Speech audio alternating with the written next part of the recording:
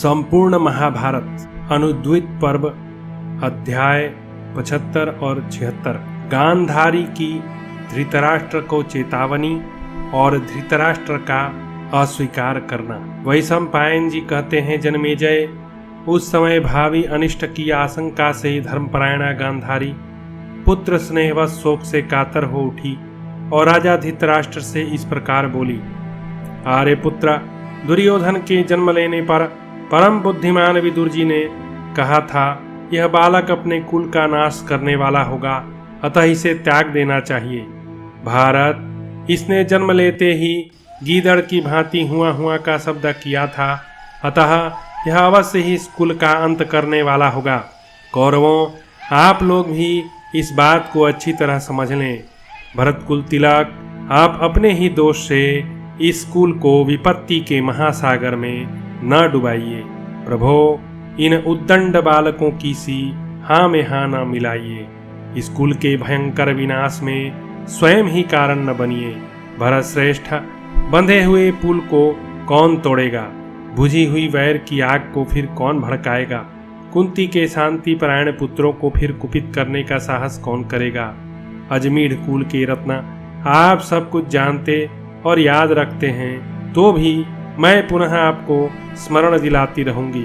राजन, जिसकी बुद्धि खोटी है उसे शास्त्र भी भला बुरा कुछ नहीं सिखा सकता। मंदबुद्धि बालक वृद्धों जैसा विवेकशील किसी प्रकार नहीं हो सकता। आपके पुत्रा आपके ही नियंत्रण में रहें, ऐसी चेष्टा कीजिए। ऐसा न हो कि वे सभी मर्यादा का त्याग करके प्राणों से हाथ धो बैठें और आपको इस बुढ़ापे में छोड़कर चल बसें। इसलिए आप मेरी बात मानकर इस कुलांगार दुर्योधन को त्याग दें। महाराज, आपको जो करना चाहिए था वह आपने पुत्र स्नेहवश नहीं किया, अतः समझ लीजिए उसी का यह फल प्राप्त हुआ है जो समूचे कुल के विनाश का कारण होने जा रहा है। शांति, धर्म तथा उत्तम नीति से युक्त जो आपकी बुद्धि थी वह बनी रहे। आप प्रमाद मत कीजिए। क्रूरतापूर्ण कर्मों से प्राप्त की हुई लक्ष्मी विनाशशील होती है और कोमलतापूर्ण बर्ताव से बढ़ी हुई धन संपत्ति पुत्र पौत्रों तक की चली जाती है। तब महाराज धृतराष्ट्र ने धर्म पर दृष्टि रखने वाली गांधारी से कहा, देवी, इस कुल का अंत भले ही हो जाए, परंतु मैं दुर्योधन को नहीं रोक सकता। ये सब जैसा चाहते हैं वैसा ही हो। पांडव लौट आए और मेरे पुत्र उनके साथ फिर से जुआ खेले। सबके मना करने पर भी धृतराष्ट्र की आज्ञा से युधिष्ठिर का पुनः जुआ खेलना और हारना। अध्याय 76। वैशंपायन जी कहते हैं, राजन, धर्मराज युधिष्ठिर इंद्रप्रस्थ के मार्ग में बहुत दूर तक चले गए थे। उस समय बुद्धिमान राजा धृतराष्ट्र की आज्ञा से प्रतिकामी उनके पास गया और इस प्रकार बोला, भरत कुलभूषण पांडुनंदन युधिष्ठिर, आपके पिता राजा धृतराष्ट्र ने यह आदेश दिया है कि तुम लौट आओ। हमारी सभा फिर सदस्यों से भर गई है और तुम्हारी प्रतीक्षा कर रही है। तुम पासे फेंक कर जुआ खेलो। युधिष्ठिर ने कहा, समस्त प्राणी विधाता की प्रेरणा से शुभ और अशुभ फल प्राप्त करते हैं, उन्हें कोई टाल नहीं सकता। जान पड़ता है मुझे फिर जुआ खेलना पड़ेगा। वृद्ध राजा धृतराष्ट्र की आज्ञा से जुए के लिए यह बुलावा हमारे कुल के विनाश का कारण है। यह जानते हुए भी मैं उनकी आज्ञा का उल्लंघन नहीं कर सकता।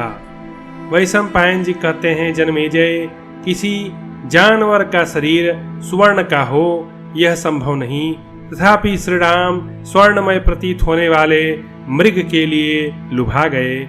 जिनका पतन या पराभव निकट होता है उनकी बुद्धि प्रायः अत्यंत विपरीत हो जाती है।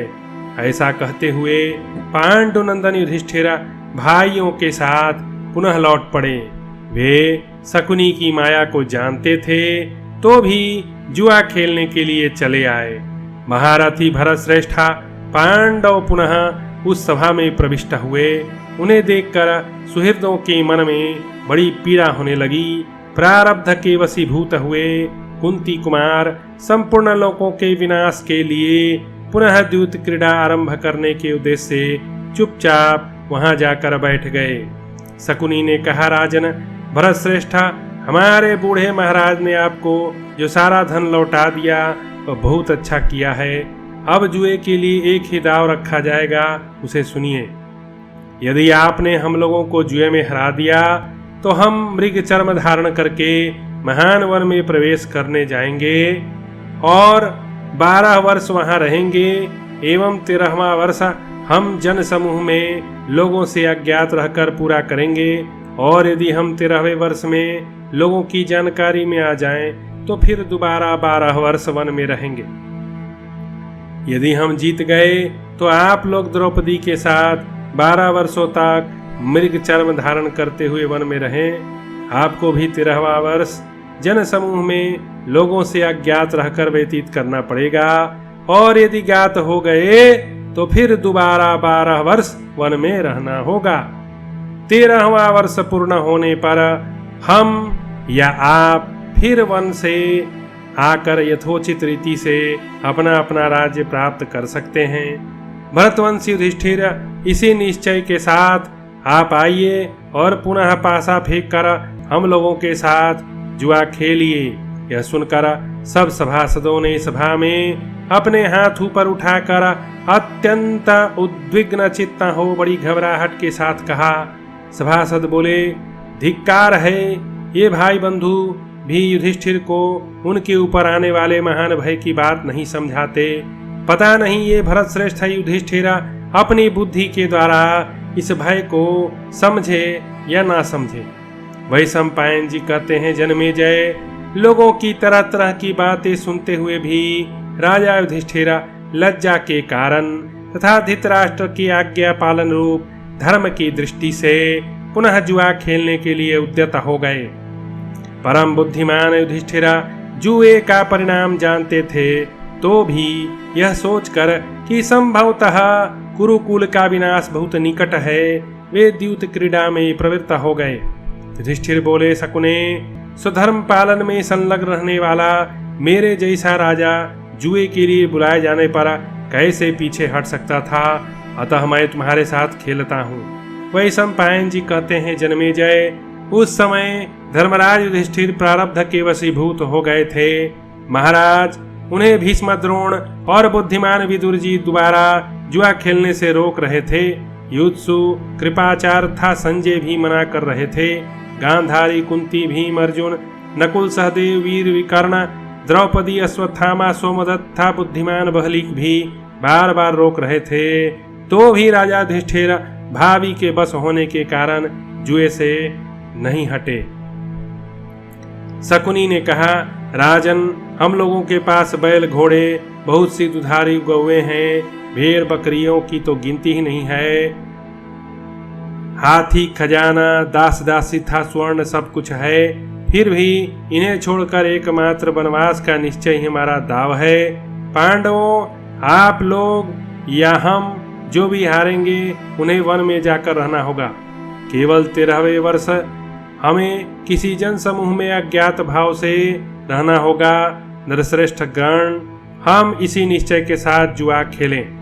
भारत, वनवास की शर्त रखकर केवल एक ही बार पासा फेंकने से जुए का खेल पूरा हो जाएगा।